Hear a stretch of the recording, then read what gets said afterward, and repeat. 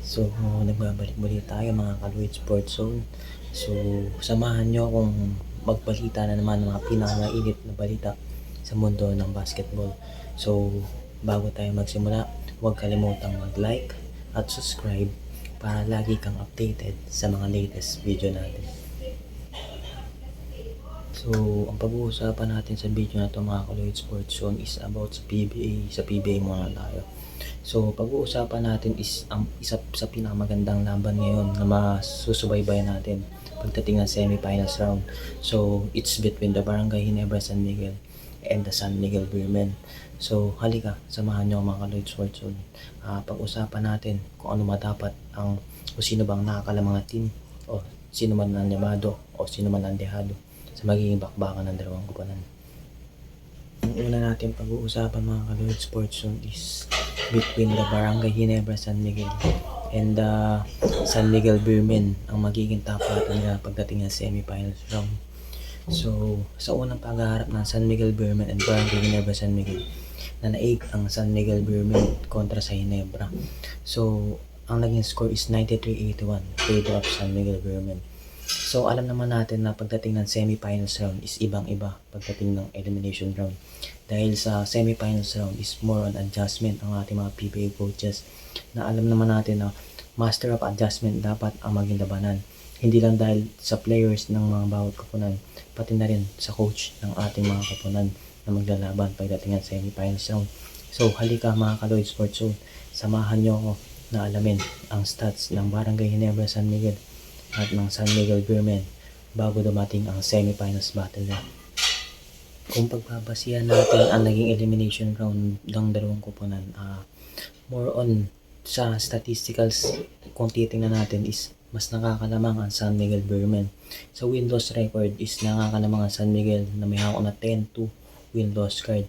Pagdating sa points per game, 100 plus points ang San Miguel Beermen. Ibig sabihin, mas malakas ang opensa nila at mas offensive game ang San Miguel Beermen kontra sa Barangay Ginebra San Miguel na nag-average lang ng 90 plus points. Pagdating sa rebounding, lamang din ang San Miguel Beermen dahil alam mo naman natin na nasa kanila ang pinakamalaki at ang 8-time PBA MVP na si John Mar Fajardo. So, magiging isang bentaha yun kung paano babantayan ng Barangay Ginebra at paano i-stop. Hindi naman natin sasabihin na may stop talaga, pero dapat ma-minimize ng Barangay Ginebra si John Mar Fajardo pagdating sa paint. Pagdating naman sa assist per department sa nakarang elimination round, halos dikit ang Ginebra at ang San Miguel Beermen. Kaya sabihin natin na pagdating sa pasa o pag-ikot ng bola is parang pantay lang ang both teams. Pagdating naman sa blocks per game, halos pantay lang din dahil alam naman natin na nandiyan si John Mar Fajardo para sa San Miguel Beermen at si Japet Aguilar para naman sa Barangay Ginebra San Miguel. So, titingnan natin sa stats. Sa San Miguel Beermen tayo titingin. Sila yung mas nakakalamang pagdating sa stats. So, dako naman tayo pagdating sa mga players.